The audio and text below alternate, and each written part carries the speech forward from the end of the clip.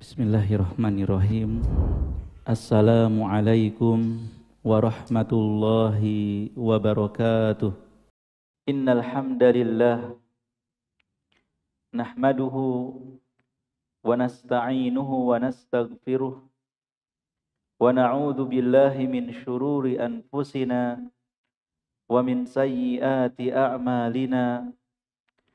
May yahdihillahu fala mudilla lahu wa man yudlilhu fala hadiyalah. Asyhadu an la ilaha illallah wahdahu la syarikalah wa asyhadu anna Muhammadan abduhu wa rasuluh. Allahumma salli wa sallim wa barik ala abdika wa rasulika Muhammad wa ala alihi wa ashabihi wa man tabi'ahum bi ihsanin ila yaumiddin, amma ba'd. Bapak dan Ibu kaum muslimin dan muslimat yang semoga dirahmati dan dimuliakan Allah Subhanahu wa taala. Tidak ada yang lebih membahagiakan saya di kesempatan siang hari ini.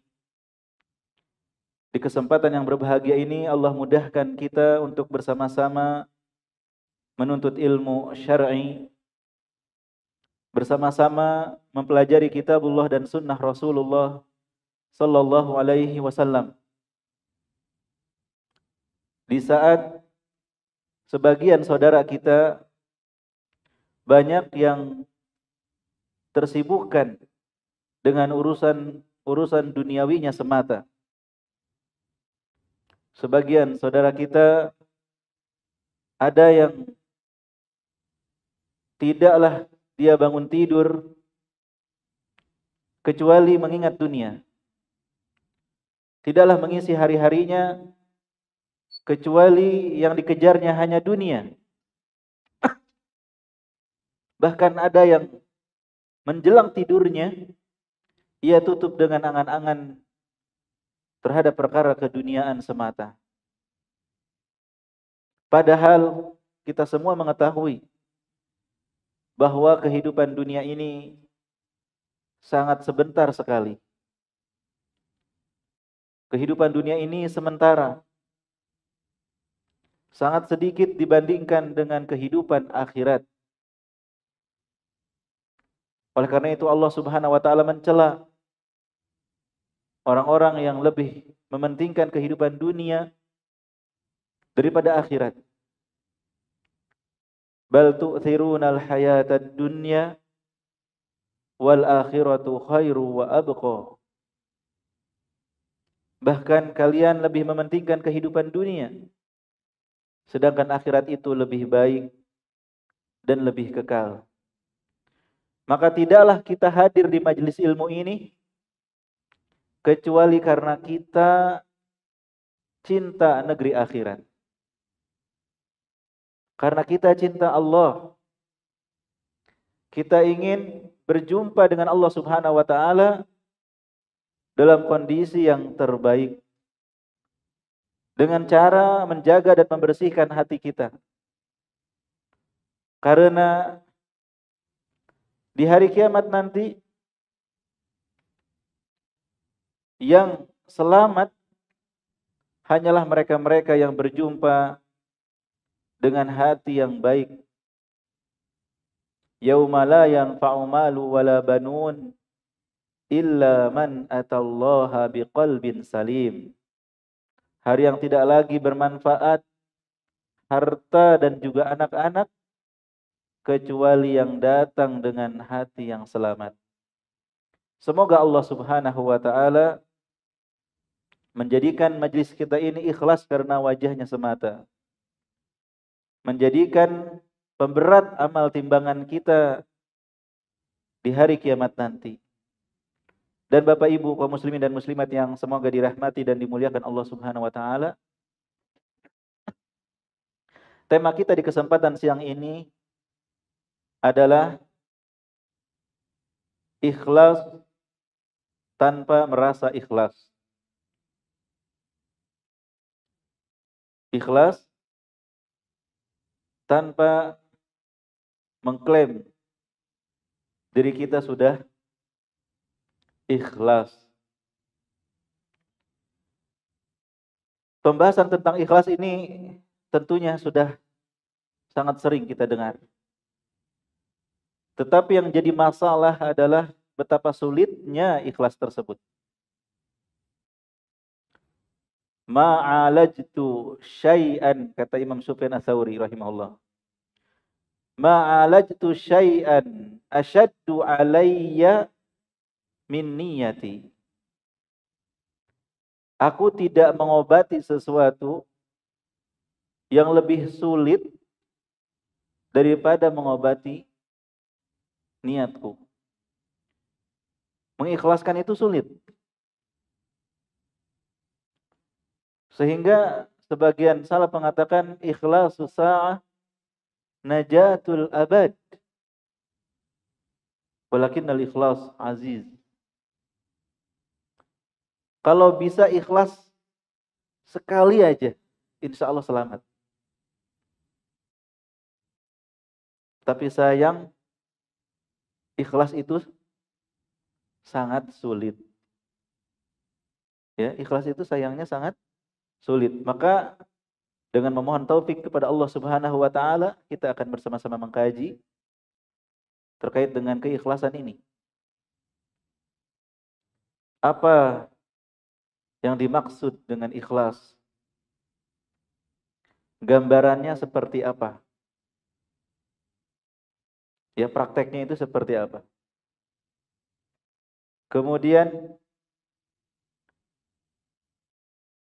apa yang akan didapat oleh orang-orang yang ikhlas ini? Keutamaannya apa? Faedahnya apa? Sehingga kita harus berusaha untuk ikhlas. Dan bagaimana caranya untuk memudahkan kita agar sama-sama ikhlas. Bapak Ibu kaum muslimin dan muslimat yang semoga dirahmati dan dimuliakan Allah Subhanahu wa taala. Terkait dengan pengertian ikhlas, banyak sekali pengertian yang dipaparkan oleh para ulama. Di antaranya pengertian ikhlas tersebut adalah nisyanu ru'yatil khalqi bidawamin nazar ilal khaliq. Sebagian ulama mengartikan ikhlas dengan mengabaikan perhatian makhluk atau melupakan pandangan penilaian makhluk karena fokus ya terus-menerus berkonsentrasi kepada Al-Khaliq. Ketika seseorang beribadah kepada Allah, orang yang ikhlas itu tidak peduli dengan penilaian orang lain, Pak. Orang lain mau komentar apa, dia tidak peduli. Dan dia tidak perhatikan. Komentar netizen misalnya. Ya, ada yang positif, ada yang negatif. Ada yang memuji, ada yang mencela, ada yang mendukung, ada yang tidak. Komentar manusia beraneka ragam sekali. Bapak ngaji saja, ya ada yang komentar macam-macam. Ada yang komentarnya, ini kayaknya pengangguran nih yang ngaji ini. Apa nggak kerja jam segini? Ada yang komentarnya, so alim nih, hari gini ngaji. Ya, ada yang memuji, Masya Allah, menantu idaman. Ya, calon mantu nih. yang memuji, yang mencela, beraneka ragam. Yang mendukung dan yang tidak. Nah, orang yang ikhlas itu tidak peduli dengan penilaian manusia, Pak. Dipuji tidak membuat dia besar hati, tidak membuat dia bangga atau sombong. Dicela juga tidak membuat dia rendah diri. Ya. Tidak bergeming dengan penilaian manusia. Bukan karena muka tembok ya, bukan karena dia nggak peka, bukan. Kenapa? Ketika dia beribadah tersebut, dia sangat fokus, konsentrasi, ya memperhatikan Al-Khaliq, Allah Azza wa Jalla. Yang dia pikirkan penilaian Allah kepada dia. Apakah Allah ridho kepada saya? Apakah Allah cinta kepada saya?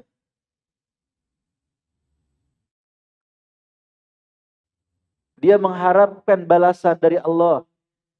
Dia yakin Allah melihat dan memperhatikan ketika dia beribadah tersebut. Alladzi yaraka hina taqum wa taqallubaka fis sajidin.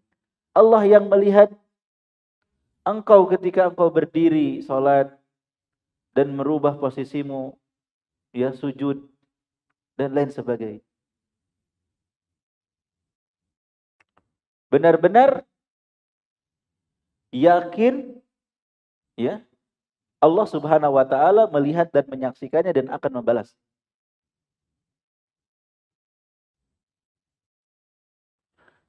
Kita sering ketemu orang, Pak, di jalan dan dia tidak melihat kita. Betul apa tidak? Kita berusaha ngangguk, dia cuek aja. Kenapa? Dia sedang fokus terhadap sesuatu. Orang tersebut sedang fokus, sehingga tidak melihat kanan kiri lagi. Sehingga kita harus memberikan uzur pada saudara kita.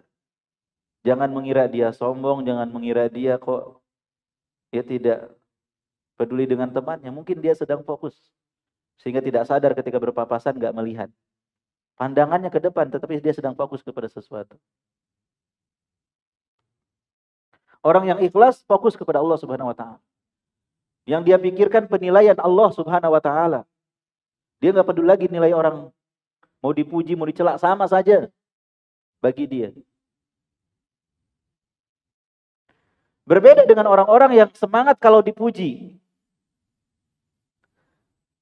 Yang semangat kalau diberikan apresiasi, penghargaan. Giliran dicela, giliran tidak diberikan apapun, mulai sesak dadanya. Orang yang ikhlas tidak mengharapkan penilaian manusia, tidak mengharapkan penghargaan manusia, tidak mengharapkan terima kasih manusia. Innama nut'imukum liwajhillah la nuridu minkum jazaa'a wala syukura. Sesungguhnya kami memberi makan karena mengharapkan wajah Allah. Kami tidak mengharapkan dari kalian itu balasan ataupun terima kasih. Ada nggak, Pak, orang yang kalau dikasih terima kasih atau disampaikan terima kasih tambah semangat? Ada nggak? Banyak.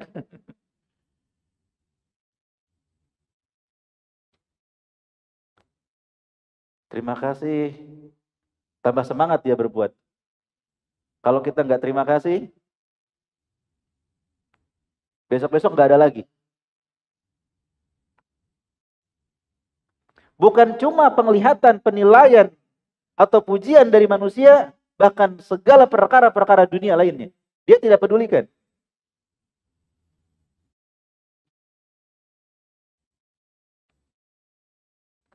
Seseorang misalnya berbuat kebaikan di muka umum. Nggak ada yang memviralkan. Nggak ada yang moto, nggak ada yang video gitu. Kalau dia ikhlas, dia akan terus semangat berbuat baik walaupun tidak viral. Tapi kalau dia mau berbuat kebaikan, tergantung ada kamera nggak?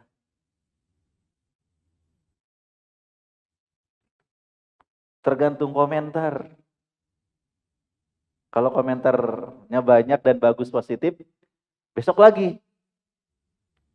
Maka ini jelas jauh daripada keikhlasan. Ya, jadi ikhlas di sini nisyanu ru'yatil khalqi bidawamin nazar ilal khaliq. Melupakan dan mengabaikan ya penilaian makhluk atau manusia karena apa? Dia fokus terhadap penilaian al-khaliq. Yang dia pikirkan, yang dia harapkan hanyalah penilaian Allah Subhanahu wa taala.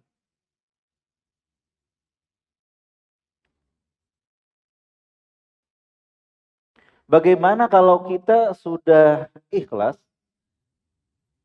tidak peduli dengan penilaian manusia, tapi tetap dinilai gitu? Kadang kita nggak berharap dinilai, tapi ada orang yang memuji gitu kan. Atau memberikan apresiasi, dikasih penghargaan. Atau dikasih jabatan. Atau harta dunia. Gimana itu? Apakah keikhlasan bisa berubah gara-gara ada orang yang memberikan apresiasi? Jawabannya tidak merubah keikhlasan sedikit pun. Tidak mengurangi keikhlasan sedikit pun. Selama kita tidak menoleh dan terpedaya dengannya. Bapak berbuat baik terus dipuji orang. Tidak mengurangi pahala Bapak. Tidak mengurangi keikhlasan ibu. Karena kita tidak pernah mengharap dipuji. Ya. Kita berdoa semoga Allah jadikan kita lebih baik daripada apa yang mereka sangkakan. Kita memohon ampun daripada apa yang mereka perkirakan.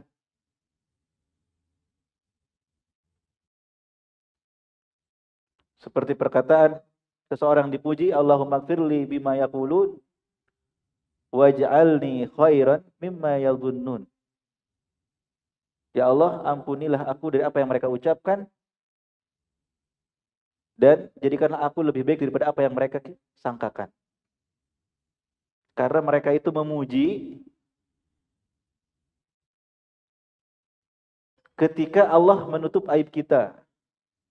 Mereka memuji ketika Allah tidak membongkar kesalahan kita.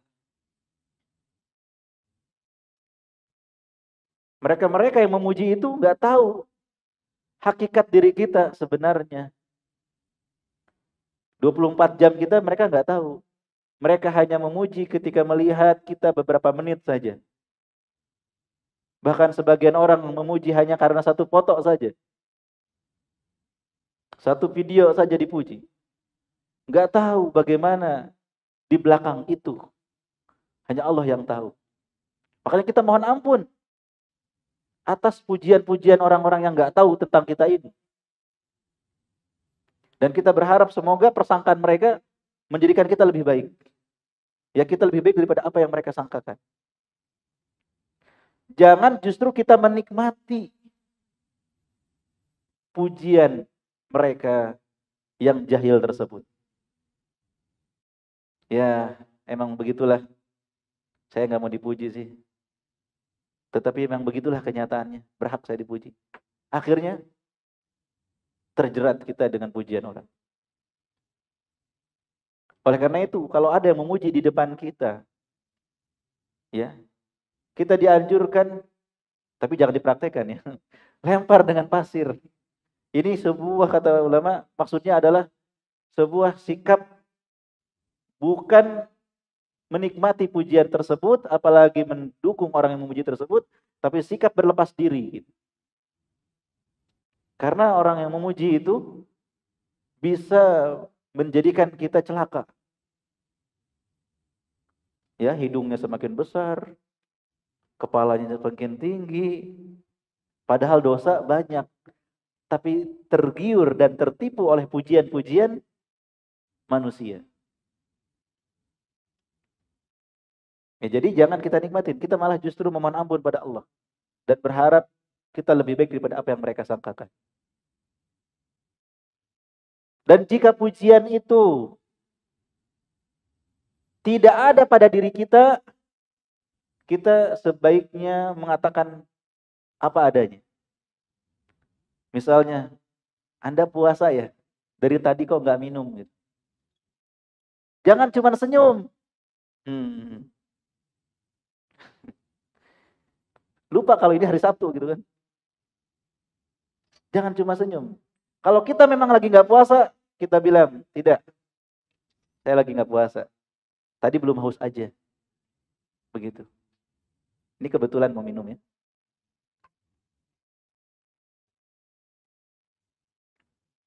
Jadi jangan biarkan orang lain memuji sesuatu yang tidak ada pada diri kita. Jangan biarkan orang lain memakai baju yang lebih besar daripada badan kita. Engkau itu Masya Allah hafidh. Al-hafidh. Hafal Quran 30 juz mungkin. Padahal enggak mungkin. Oh enggak. Saya bukan hafiz. Saya memang mungkin pernah menghafal. Dan saya masih melancarkan. Jangan biarkan orang lain memuji sesuatu yang enggak ada pada diri kita. Ya. Jadi kita harus mengesampingkan penilaian-penilaian manusia. Dipuji jangan bangga. Dicela juga sama, Pak. Sebagian orang dicela, dicaci, dimaki, langsung mundur. Apalagi orang munafik, hobinya suka mencela. Ketika ada orang beriman, berinfak dengan harta yang banyak, apa kata orang munafik? Ini infaknya enggak ikhlas ini, ria. Pamer. Ketika orang beriman berinfak dengan sedikit, apa kata orang munafik? Allah enggak butuh infak yang sedikit. Ngapain? Ya. Banyak orang-orang yang suka mencela perbuatan baik kita. Kita jangan pernah mundur. Ya. Tarkul amal li ajlin nas riya. Wal amalu li ajlin nas syirkun. Sebagian salaf mengatakan apa? Meninggalkan suatu perbuatan gara-gara manusia. Kadang-kadang kita udah biasa beramal baik gitu ya. Terus ada komentar-komentar. Gara-gara manusia kita meninggalkan amalan, itu riya. Nah, kalau kita beramal gara-gara manusia juga, itu juga syirik kecil. Ikhlas itu mau beramal atau tidak beramal bukan karena manusia gitu. Beramal karena Allah, tidak beramal juga karena Allah, bukan karena manusia.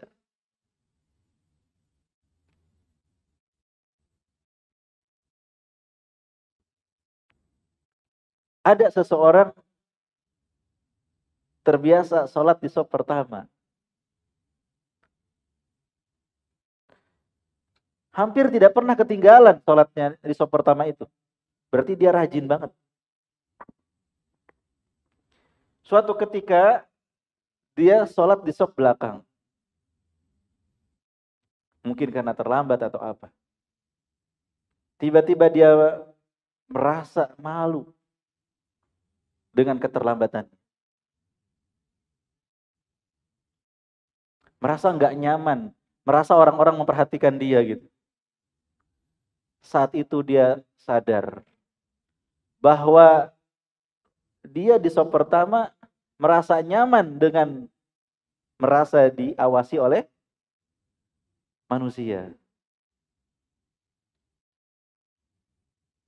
Buktinya ketika di belakang kenapa merasa nggak nyaman? Dia baru sadar ternyata keikhlasannya kurang. Karena masih ada rasa diawasi oleh makhluk, oleh manusia. Ikhlas itu sudah tidak memperhatikan dan tidak mempedulikan penilaian manusia, Pak. Kenapa harus malu? Bukankah kalau kita terlambat karena hajat, Allah akan memberikan pahala sempurna kepada kita? Bahkan kalau kita sakit di rumah, biasanya kita sholat berjamaah di masjid, dan niat ingin ke masjid, tapi ternyata kita terhalang di rumah. Apakah hilang pahala kita? Tidak. Kita sudah niat, sudah bertekad, terhalang karena sakit, pahala kita sempurna. Seperti perkataan Rasulullah SAW ketika dalam peperangan ada saudara-saudara kita di Madinah. Mereka tidak melewati lembah, bukit bersama kita. Tapi mereka mendapatkan pahala seperti kita. Mereka terhalang karena udzur. Ya, jadi tidak perlu malu. Dan malu sama siapa? Gitu. Kalau kita nggak salah, nggak perlu malu. Kalau kita salah, barulah malu. Ya, kalau kita salah, barulah malu. Kalau kita memang terlambatnya memang sering, bahkan hampir setiap sholat terlambat. Kenapa? Azan berkumandang, kita malah tidur. Dengar qomat, baru bangun. Akhirnya terlambat. Dan itu setiap waktu. Meremehkan sholat. Barulah itu harus malu. Ya, bukan karena udzur. Emang sudah kebiasaan. Ya, sholatnya terlambat. La yazaluna yata'akharuna hatta yu'akhiruhumullah. Orang-orang munafik itu terus-menerus terlambat sholatnya. Sampai Allah jadikan dia terlambat dalam segala hal. Nah, itu baru malu. Bapak Ibu kaum muslimin dan muslimat yang semoga dirahmati dan dimuliakan Allah. Jadi tadi pengertian ikhlas apa? Nisyanu ru'yatil khalqi bidawabin nadhar ilal khaliq. Melupakan dan mengabaikan penilaian manusia ya, karena fokus dan konsentrasi terhadap Al-Khaliq. Ya, penilaian Allah Subhanahu wa taala. Sebagian lagi mengartikan ikhlas itu Bapak Ibu, tajridu qasdi taqarrubi ila Allah azza wa jalla an jami'i syawaib. Ikhlas itu memurnikan tujuan bertaqarrub kepada Allah Subhanahu wa taala dari segala hal yang mengotorinya. Ya, memurnikan tujuan kita ketika beribadah. Memurnikan tujuan kita ketika beribadah atau taqarrub kepada Allah. Dari segala kotoran.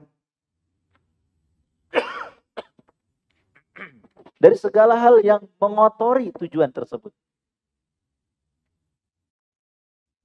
Ketika kita beribadah, Bapak Ibu, ketika kita beramal, apa yang mendorongin kita untuk melakukan amalan tersebut? Harus dijawab. Kenapa kita melakukannya? Kemudian, apa yang kita harapkan setelah nanti kita melakukan amalan tersebut?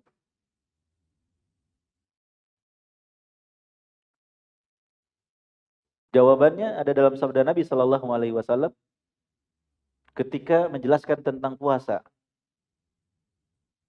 Man shoma Ramadhana imanan wahtisaban ghufira lahu ma taqaddama min dzanbi. Siapa yang berpuasa? Pendorongnya iman. Yang membuat dia puasa itu karena keimanan dia kepada Allah. Allah mewajibkan puasa kepadanya. Dia harus taat kepada Allah. Bukan karena tradisi, bukan karena nggak enak, bukan karena ya dorongan-dorongan lain. Dorongnya keimanan. Kemudian apa yang diharapkan dari puasa? Wahtisaban, mengharapkan pahala balasan dari Allah Subhanahu wa taala. Maka ghufira lahu ma taqaddama min dzanbi. Akan diampuni dosa-dosanya yang telah lalu.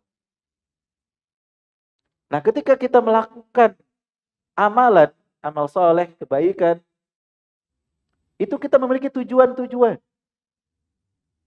Nah, ikhlas adalah memurnikan tujuan tersebut. Jangan sampai ada yang mengotorinya. Apa yang bisa mengotori keikhlasan? Di antara yang mengotori keikhlasan adalah syirik. Baik syirik besar maupun syirik kecil. Syirik besar beribadah kepada selain Allah. Syirik kecil riya.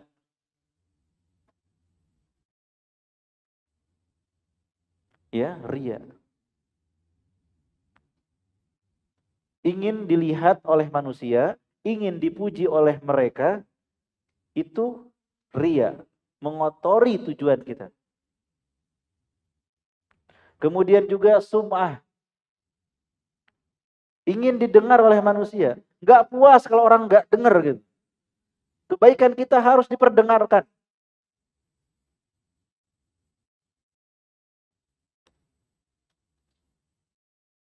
Dan juga termasuk yang mengotori keikhlasan adalah beramal karena dunia.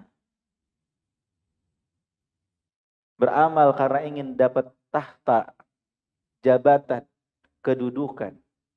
Beramal karena ingin dapat wanita. Atau mungkin dapat lelaki. Ingin dapat pasangan hidup. Atau beramal karena harta. Ingin mendapatkan ya lembaran-lembaran rupiah atau dolar. Tidak sedikit orang yang kalau ada amunisinya semangat bekerja. Semangat beramal. Ada uang, jalan. Enggak ada uang, enggak jalan. Betul apa tidak? Pak, bantu jadi panitia ya. Besok ada tablik akbar. Ada yang ikhlas, ya, tidak mementingkan apapun nanti dapatnya apa. Yang penting dapat pahala dari Allah. Ada yang langsung nanya, wani piro? Dapat apa besok? Ya, jadi panitia dapat bayaran berapa? Untuk kebaikan. Ditugasi jadi imam. Karena enggak dibayar, besok-besok hilang. Imam kemana nih? Oh, ternyata gajinya terlambat. Ya, padahal imam, adzan itu harus lillah. Atau seorang penceramah misalnya.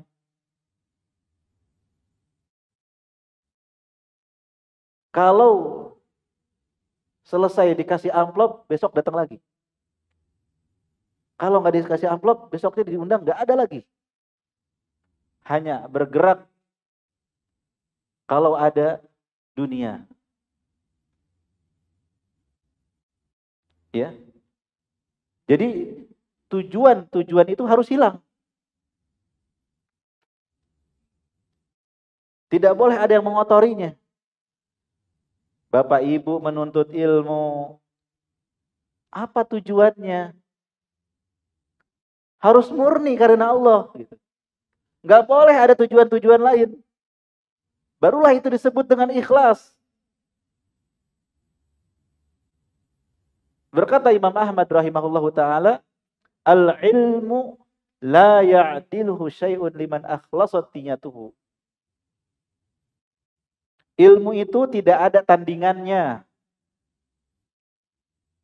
bagi yang niatnya ikhlas.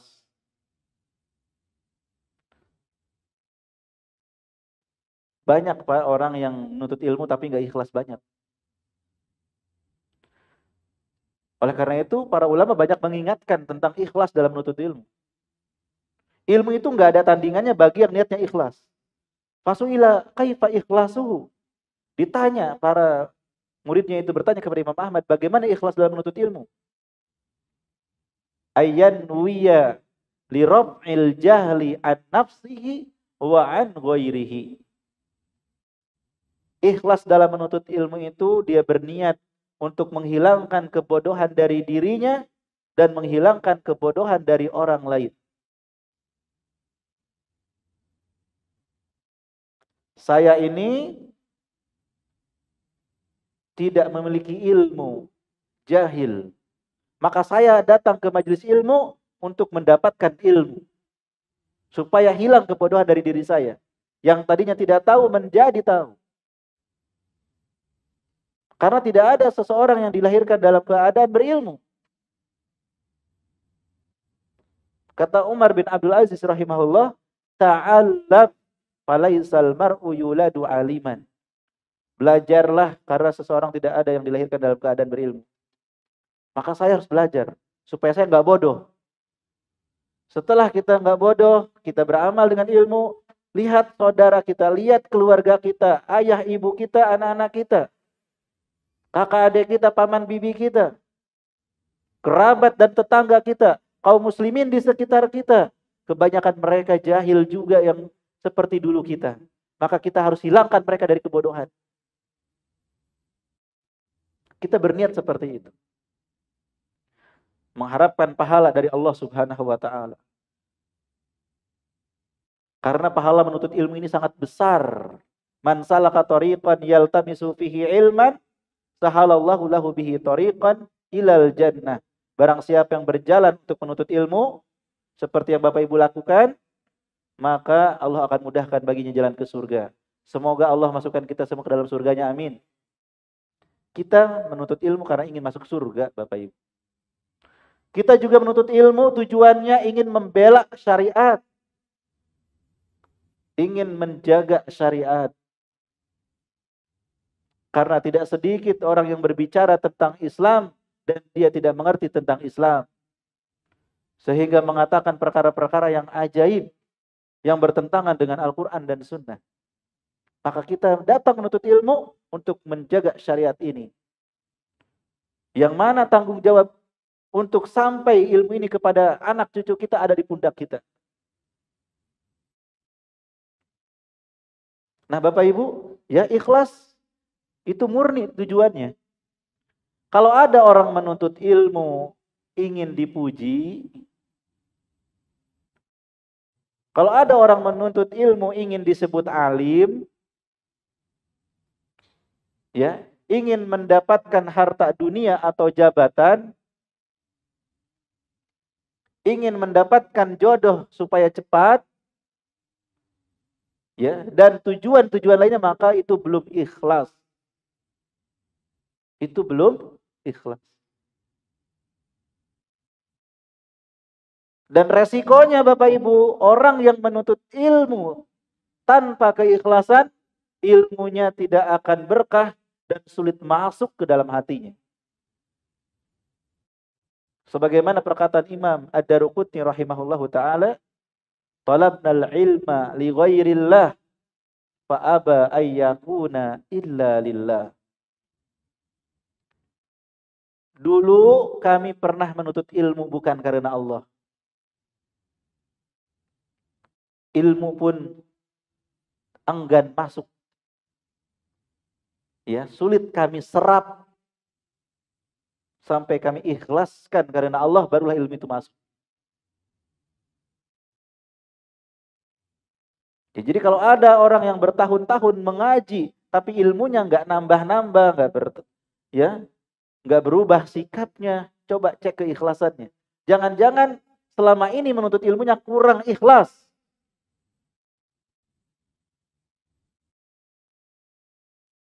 Segera luruskan niat. Segera luruskan niat. Untuk apa saya hadir di majelis ilmu? Demikian juga yang sholat, luruskan niat. Yang zakat, yang infak, yang sedekah, yang umroh, yang haji, luruskan niat karena Allah Subhanahu wa taala. Singkirkan dari tujuan-tujuan yang merusak dan mengotorinya. Itulah yang dinamakan dengan ikhlas.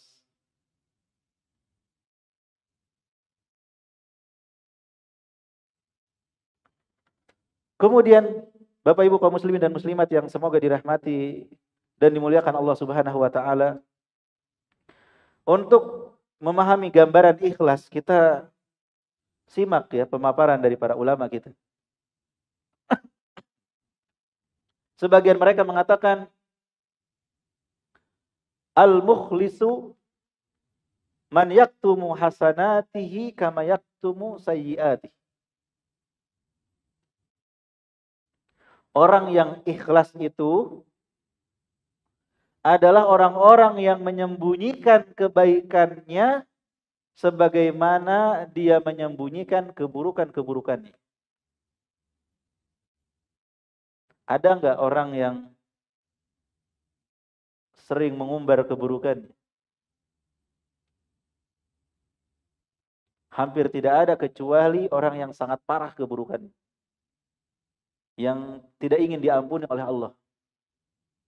Kata Rasulullah sallallahu alaihi wasallam, "Kullu ummati mu'afa illal mujahirun." Ya, setiap umatku pasti akan dimaafkan kecuali yang terang-terangan, yang mempublikasikan keburukannya. Ini orang-orang nyeleneh yang sangat parah sehingga yang buruk pun dipublikasikan gitu. Adapun orang yang masih normal, kebanyakan tidak suka keburukannya diketahui oleh orang lain. Ditutup rapat-rapat, betul apa tidak? Nah, sebagaimana kita harus menutup keburukan-keburukan kita, aib-aib kita, orang yang ikhlas itu juga senantiasa menutup kebaikan-kebaikan. Bapak punya kebaikan, Allah tahu tidak? Allah tahu, Allah pasti membalas. Manusia nggak perlu tahu. Manusia tidak perlu tahu. Ditutupilah kebaikan. Sampai sebagian ulama salaf ketika membaca Al-Quran dan dia terpengaruh hingga menangis gara-gara bacaan Qurannya, tiba-tiba saudaranya datang. Mengetahui ada saudaranya datang, dia segera menutup mushafnya, dia elap air matanya. Dia nggak mau ketahuan sama saudaranya sedang menikmati betapa cintanya kepada Allah melalui bacaan Al-Quran.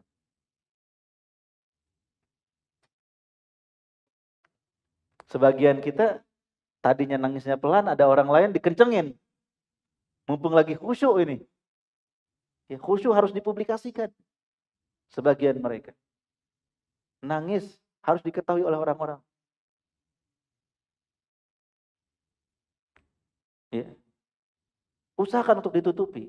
Gak perlu orang tahu, gak perlu kita dengar Masya Allah dari orang, gak perlu. Gak perlu kita mendengar kalimat keren dari orang lain, luar biasa dari orang lain, gak perlu. Ya, karena kita beramal untuk siapa? Ikhlas itu beramal karena Allah, jelas. Ya, bukan karena yang lain. Maka tidak perlu kita mempublikasikan kebaikan-kebaikan kita. Justru kita upayakan untuk menutup kebaikan-kebaikan kita sebagaimana kita tutup aib-aib kita. Berkata sebagian yang lain, ya, al-ikhlasu faqduru yatil ikhlas. Fa inna man syahada fi ikhlasihil ikhlas faqad ihtaja ikhlasuhu ilal ikhlas.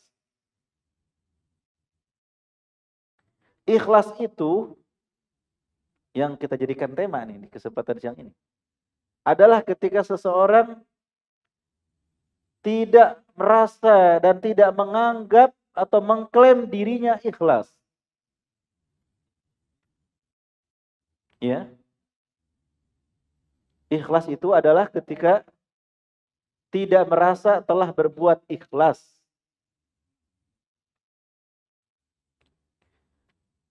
Karena barang siapa yang masih menyaksikan dan merasa keikhlasan dalam ikhlasnya, maka sesungguhnya keikhlasannya masih membutuhkan keikhlasan lagi.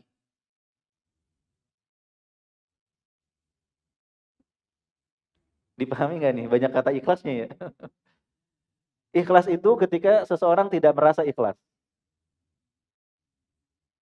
Tidak mengklaim dirinya ikhlas.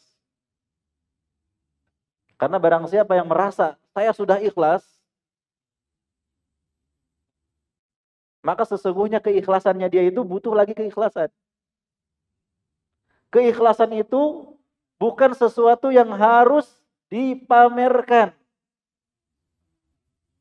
Yang harus dipublikasikan.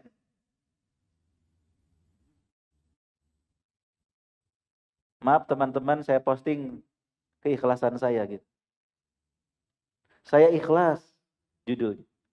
Itu tidak perlu. Karena orang yang merasa ikhlas, Bapak Ibu, sedikit banyak dia terjangkiti ujub.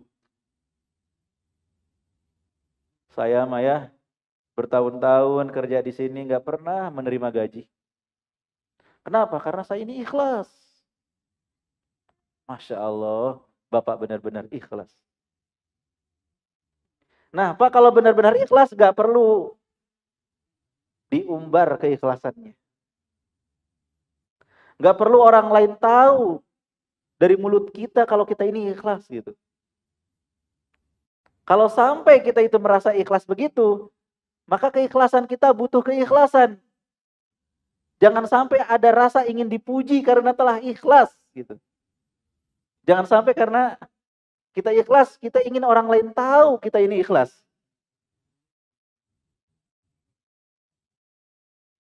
Kan biasanya orang kagum dengan keikhlasan, betul tidak?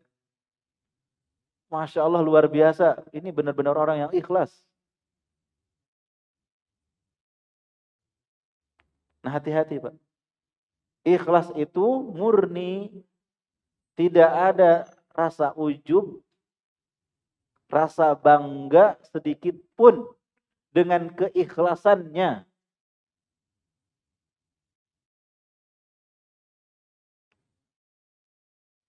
Seseorang yang berbuat amal baik gak perlu diumumkan. Ya.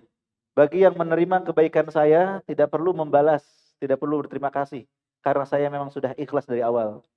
Nah, tidak perlu kalimat-kalimat seperti itu. Ya tidak perlu diumumkan kalau kita ini ikhlas. Dan yang nanya juga nggak usah banyak nanya, Bapak ikhlas nggak? Ini kan bikin bingung jawabnya. Nih Bapak ikhlas nggak nih Pak? Kita bilang nggak ikhlas, nggak enak ya jawabnya. Kita bilang ikhlas juga salah gitu kan. Ikhlas itu kan amalan hati Pak. Amalan hati. Terlihat atau tidak Pak hati kita? Bapak bisa menilai seseorang ikhlas atau enggak? Sulit kan? Karena ini amalan hati. Jadi tidak perlu ditanya Bapak ikhlas apa enggak. Enggak perlu. Ya.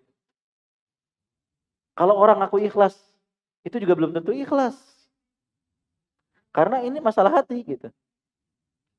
Dan kita tidak menilai orang lain itu ini ikhlas atau enggak ikhlas, ini ria atau tidak. Bukan hak kita untuk menilai orang lain ini ikhlas atau tidak, ini ria atau tidak. Bukan. Itu amalan hati.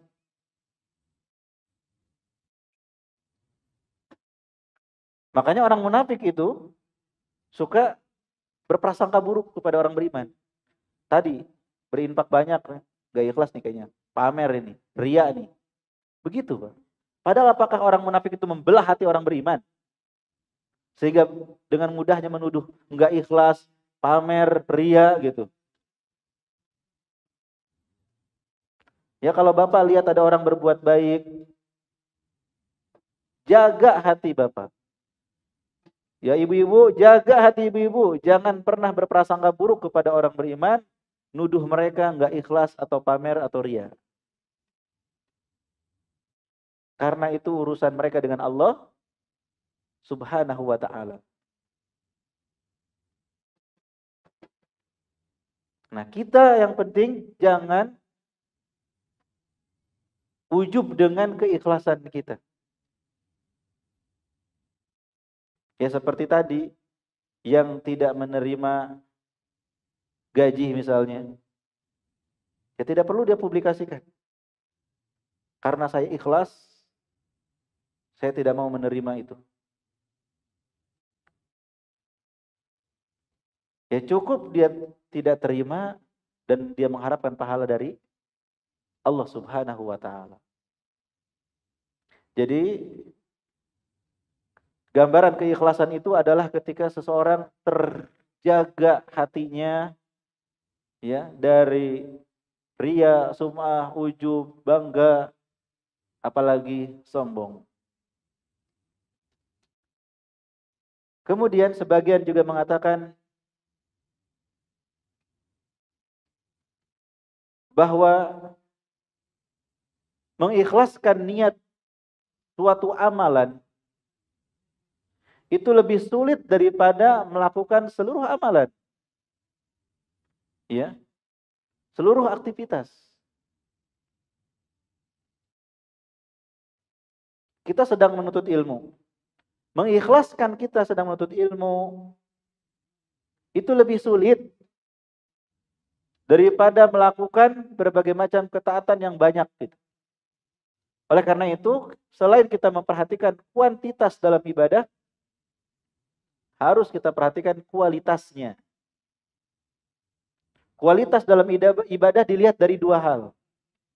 Yang pertama, keikhlasannya. Kalau kita tidak ikhlas, tidak diterima. Ya, tidak diterima. Walaupun amalan tersebut amalan yang sangat besar. Berjihad fi sabilillah. Ada seorang sahabat bertanya kepada Rasulullah SAW, bagaimana menurutmu tentang seseorang yang berjihad di jalan Allah, tapi dia berharap upah dan pujian? Bayangkan Pak, berperang, mengorbankan jiwa dan raga, ya, taruhannya mati, tapi ketika berperang itu ada keinginan juga ingin dapat uang. Ingin dapat harta rampasan perang. Dan juga ingin dipuji sebagai seorang pemberani. Dia dapat pahala apa enggak? Ya, kata Rasulullah SAW, ia tidak akan mendapatkan apa-apa. Dia tidak akan mendapatkan pahala sedikit pun. Orang tadi bertanya lagi kepada Rasulullah sampai 3 kali. Sedahsyat itukah gitu?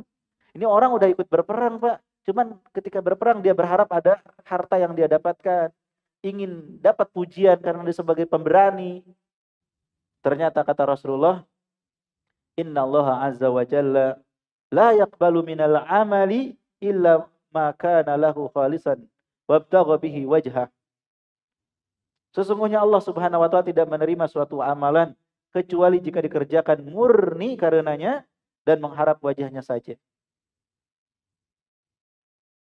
Mau sampai kapan kita mencampur adukan amalan kita dengan kotoran-kotoran, Pak.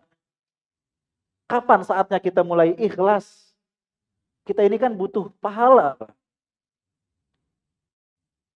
Kita ini butuh bekal menuju akhirat. Sholat kita kalau nggak ikhlas, nggak diterima. Menuntut ilmu kita nggak ikhlas, nggak diterima. Kita capek cari nafkah, nggak ikhlas, nggak diterima. Rugi sekali. Ayo mari kita ikhlaskan. Ya, kualitas yang pertama dari sisi keikhlasan. Dijaga betul-betul. Kualitas yang kedua dari sisi mutaba'atur Rasul. Upaya kita mengikuti petunjuk Rasulullah sallallahu alaihi wasallam. Karena beliau sallallahu alaihi wasallam bersabda, "Man 'amila amalan laisa 'alaihi amruna fahuwa radd." Barang siapa yang mengamalkan suatu amalan yang tidak kami perintahkan, maka akan tertolak. Maka perhatikan amalan kita, ibadah kita, sesuaikah dengan petunjuk Rasulullah sallallahu alaihi wasallam dengan dalil-dalil dari Al-Qur'an dan Sunnah? Jangan sampai kita capek-capek banyak beramal, tapi ternyata tidak ada petunjuknya dari Rasulullah sallallahu alaihi wasallam. Rugi kita. Sebagaimana yang gak ikhlas itu rugi, yang tidak mengikuti petunjuk Rasul juga rugi. Yang beruntung adalah yang mengamalkan keikhlasan dan mengikuti petunjuk Rasulullah sallallahu alaihi wasallam. Hadirin yang semoga dirahmati dan dimuliakan Allah. Selain kita akan diterima amal ibadahnya, apalagi keutamaan ikhlas? Apa yang akan kita dapatkan kalau kita ikhlas? Tadi yang pertama, jelas amal ibadah kita akan diterima. Bapak Ibu sekarang menuntut ilmu. Pahalanya besar. Kalau ikhlas karena Allah. Ya, salat kita akan diterima oleh Allah kalau kita ikhlas. Dan seluruh ibadah yang lain. Nah, yang kedua, keutamaan ikhlas Bapak Ibu, kita akan terhindar dari godaan syaitan.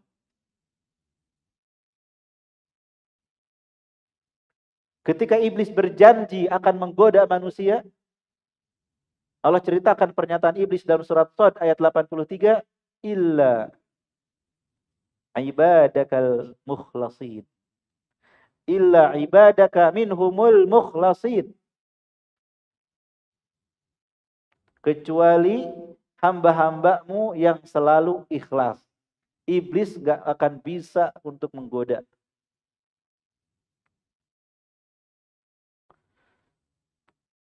Ketika Nabi Yusuf alaihissalam digoda oleh seorang wanita yang sangat cantik jelita. Dan Nabi Yusuf seorang pemuda yang gagah perkasa. Di negeri asing. Ya, digoda oleh seorang wanita yang punya kekuasaan dan cantik jelita dan mengancam kalau tidak mau melayani nafsunya akan dipenjarakan. Semua pintu dikunci, jendela dikunci. Nggak ada yang tahu. Apa yang bisa membuat Nabi Yusuf terhindar dari godaan itu?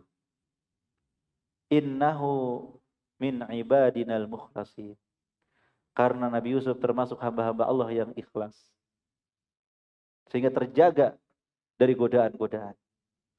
Kalau kita mudah tergoda, itu pertanda keikhlasan kita yang sangat minim, Pak. Dikit-dikit mudah digoda. Ya, di kantor ada godaan di bawah meja. Kalau kita nggak ikhlas, ya karena memang duniawi kerjanya, nyari nafkah bukan karena Allah, akan mudah untuk melakukan perkara-perkara yang haram. Dari suap menyuap, dari korupsi, dari lain segala macam. Tapi kalau ikhlas dalam mencari nafkah, bekerja, apalagi mereka yang punya peran penting ya untuk bermanfaat bagi sesama, tidak akan tergoda dengan itu semua. Ikhlas kuncinya. Ikhlas. Ya tidak akan tergoda. Di antara manfaat yang lain dari keikhlasan, faedahnya, jika Bapak Ibu ikhlas, Bapak Ibu akan istiqomah. Ya. Rasulullah SAW bersabda, "Wa inna ahadakum la ya'malu bi amali ahlil jannah hatta ma yakunu bainahu wa bainaha illa dira' fayasbiqu alaihi alkitab fayamalu bi amali ahlin nar fayadkhuluha."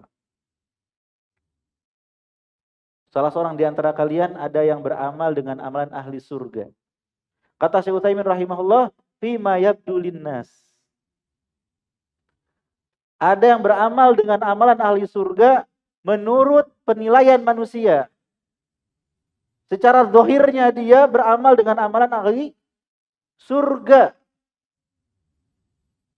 Bahkan dalam hadis yang lain disebutkan seorang yang belajar ilmu agama, yang dermawan, yang berperang di jalan Allah, faqad qila, sudah dinilai sebagai orang yang masya Allah di dunianya. Penilaian manusia itu mereka nggak tahu hati, nggak tahu ikhlas atau enggaknya orang. Nah, orang ini beramal dengan amalan ahli surga menurut penilaian manusia, tapi tidak ikhlas. Hingga akhirnya Allah bongkar fayamalu bi amali ahlin nar di akhir hayatnya. Allah bongkar dia pun beramal dengan amalan ahli neraka, fayadkhuluha, masuklah neraka. Ngeri, Pak. Orang yang enggak ikhlas itu seperti orang yang berjalan di tepi jurang. Sebentar lagi jatuh. Dia tidak bisa terus menyembunyikan di depan manusia. Bahkan kalaupun tidak terbongkar di dunia, seperti hadis yang 3 orang tadi, dibongkarnya di akhirat. Dusta, engkau tidak ikhlas. Engkau beramal karena manusia. Yang menuntut ilmu ingin disebut alim. Yang dermawan ingin disebut seorang dermawan. Yang berjuang, berjihad ingin disebut pemberani. Diseret mereka ke dalam api neraka. Di dunianya mereka nggak ketahuan kalau nggak ikhlas. Bayangin, Pak, sampai mati nggak ketahuan nggak ikhlasnya itu. Hanya Allah yang tahu, dibongkarnya di hari kiamat. Oleh karena itu pujian manusia itu nggak berguna, Pak, nggak bermanfaat.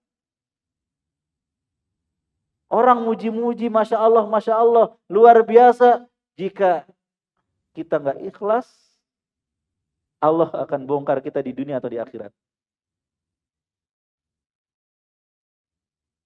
Jadi yang membuat kita istiqomah adalah keikhlasan. Kenapa seseorang istiqomah menuntut ilmu? Karena dia ikhlas. Bukan karena ingin ketemu teman, bukan karena ingin cari jodoh, bukan karena ingin jualan. Kalau datang ke majelis ilmu tidak ikhlas, ketika dia dapat dunianya, dia pergi dari majelis ilmu. Sebelum nikah, masya Allah rajin menuntut ilmu. Setelah nikah, hilang batang hidungnya. Kemana sih abangnya? Kemana sih bapak kemarin itu? Ternyata sudah dapat sekarang. Demikian juga akhwat yang rajin menuntut ilmu ketika gadisnya setelah bersuami nggak hadir di majelis ilmu. Sudah dapat. Bahkan yang nggak dapat pun akan tumbang dari majelis ilmu karena nggak ikhlas. Saya sudah 10 tahun menuntut ilmu, nggak dapat jodoh. Ya udahlah, saya mundur aja lah. Percuma saya ngaji, nggak dapat jodoh di sini. Akhirnya tidak lanjut beribadahnya. Karena dia dapat salah, nggak dapat juga salah. Orang yang nggak ikhlas itu. Tetapi orang yang ikhlas menuntut ilmu, dia akan istiqomah sampai berjumpa dengan Allah Subhanahu wa taala. Enggak majelis ilmu di sini, mungkin di majelis ilmu yang lain. Yang mudah bagi dia untuk menuntut ilmu. Ya. Orang yang belajar agama karena ingin ijazah atau ingin titel, dia akan berhenti ketika dapat ijazah. Tapi orang yang menuntut ilmu karena Allah, walaupun ijazahnya sudah dia dapatkan, dia akan terus lanjut menuntut ilmu. Itulah perbedaannya. Istiqomah karena keikhlasan. Nah, pembahasan terakhir, bagaimana caranya supaya mudah untuk ikhlas? Tidak banyak yang ingin saya sampaikan, ya, karena waktu yang terbatas. Tetapi pada dua hal saja.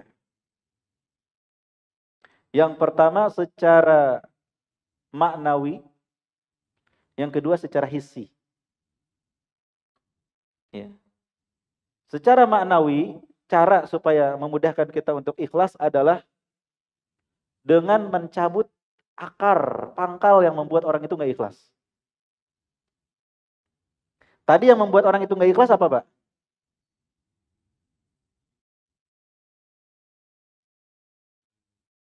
Ya. Kalau kita simpulkan apa? Dari syirik, riya, sum'ah, beramal karena dunia, cinta terhadap dunia. Ya. Yang membuat orang tidak ikhlas itu pangkalnya adalah karena cinta dunia yang lebih besar daripada cinta akhirat.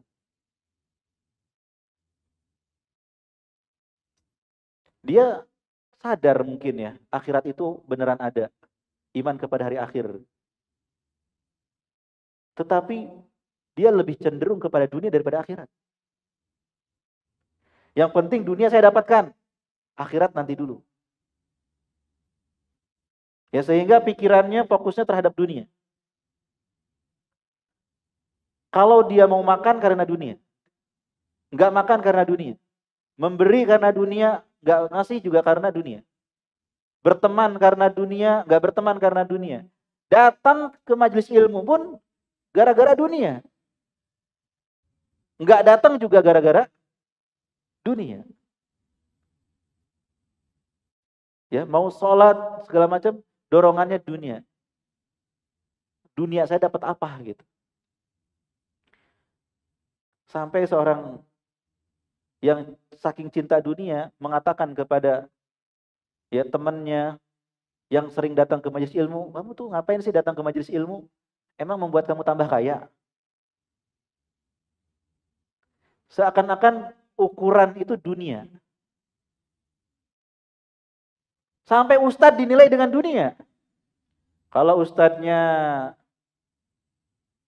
kaya, ya, tinggi jabatan, wah ini sukses. Kalau ustadznya miskin, nggak ada kedudukan sedikit pun, maka nggak sukses. Nah, jadi ketika seseorang cinta dunia, menilai segala sesuatu dengan dunia, patokannya dunia. Maka solusinya adalah mencabut itu semua. Rubah. Jadikan akhirat sebagai orientasi kita. Sadarlah bahwa kita di dunia hanya sebentar, sebentar lagi kita akan menuju akhirat. Cepat atau lambat, dan kita nggak tahu kapan berpindah ke negeri akhirat itu dengan datangnya kematian. Jadi, ya, Bapak Ibu kaum muslimin dan muslimat yang semoga dirahmati dan dimuliakan Allah. Solusinya yang pertama secara maknawi, cabutlah ya sumber daripada segala kerusakan ini, yaitu cinta dunia. Hilangkan cinta dunia. Ganti menjadi cinta akhirat. Ganti dengan cinta akhirat. Bagaimana Bapak Ibu supaya lebih cinta akhirat? Di antaranya ingat kematian dengan ziarah kubur. Bisa mengingat kita akan mati. Membaca ayat-ayat Al-Quran dan hadis Nabi tentang kematian, tentang hari kiamat, tentang kehidupan setelah mati. Ya. Baik di alam kubur, di alam barzakh, maupun setelah manusia dibangkitkan sampai akhirnya mereka melewati sirat dan masuk apakah ke surga atau ke neraka. Kita harus ingat itu. Ingatkan kepada kematian. Dan banyak ayat-ayat yang mengingatkan kita bahwa kehidupan yang sesungguhnya adalah kehidupan akhirat. Dan Allah menyebutkan wa mal hayatud dunya illa mata'ul ghurur. Tidaklah kehidupan dunia kecuali kesenangan yang menipu. Ya, supaya kita bisa ikhlas, tanamkan cinta akhirat. Ingat negeri akhirat. Ya, kita butuh amal, kita butuh persiapan perbekalan menuju akhirat, maka harus segera ikhlas dari sekarang. Ini secara maknawi. Yang kedua secara hissi. Secara hissi diantaranya tadi yang disebutkan oleh ulama tadi.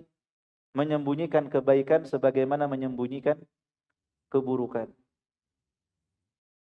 Berusahalah sebisa mungkin Bapak menyembunyikan kebaikan-kebaikan. Di zaman global, di era digital seperti sekarang, ya, hindari mempublikasikan segala bentuk ibadah yang kita lakukan.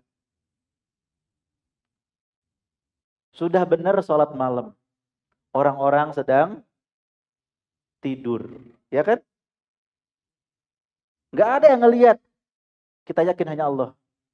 Tapi sayang, live Instagram, sholat malamnya siaran langsung. Tidak perlu, gitu. Ya, tidak perlu dipublikasikan. Lagi sholat malam, atau nggak pakai Instagram, pakai status. Sholat tahajud malam ini beda sepertinya. Entah mengapa ingat si dia. Sudah salat tahajud jadi sebutin, ingat makhluk lagi. Ya, bukannya khusyuk ya. Jadi hati-hati dengan publikasi. Sembunyikan kebaikan kita sebagaimana kita sembunyikan keburukan kita. Yang kedua, di antara ya secara hissi untuk memudahkan kita lebih ikhlas adalah meminta orang yang memuji untuk berhenti memuji. Jadi jangan menikmati pujian. Kalau ada yang memuji kita, tolong akhi stop. Cukup. Ya. Kasihan sama saya. Kasihan sama saya gitu. Anda memuji terus, saya bisa rusak ini. Gitu. Jadi menyetop orang yang memuji. Seorang sahabat ketika ada yang memuji, engkau ini Masya Allah luar biasa begitu, mengatakan, apakah engkau siap mengatakan itu nanti di hadapan Allah di hari kiamat? Berani gitu. Jadi kita jangan membiarkan orang memuji kita. Kita stop. Ya. Kalau orang memuji saja tanpa kita minta kita stop, maka jangan pernah berharap dan meminta mereka memuji kita. Ya, mereka memuji saja tanpa kita harapkan, kita stop. Imam Ahmad ketika dipuji, wahai Imam Ahmad, semua orang mendoakanmu. Apa kata Imam Ahmad? Aku takut ini adalah istidraj. Ya, bukannya bangga, bukan. Tapi takut ini adalah istidraj. Allah ya mengulur-ngulur atas kesalahan orang tetap memuji padahal dalam ancaman yang sangat besar. Nah, mungkin itu saja beberapa hal yang bisa kita lakukan untuk memudahkan keikhlasan. Ya, jadi sembunyikan amal kebaikan kita, Pak. Kalau kita berinfak dengan tangan kanan, usahakan tangan kiri tidak tahu. Ya, kemudian kita jangan biarkan orang memuji kita. Ya, jangan biarkan orang memuji kita. Wallahu a'lam bishawab.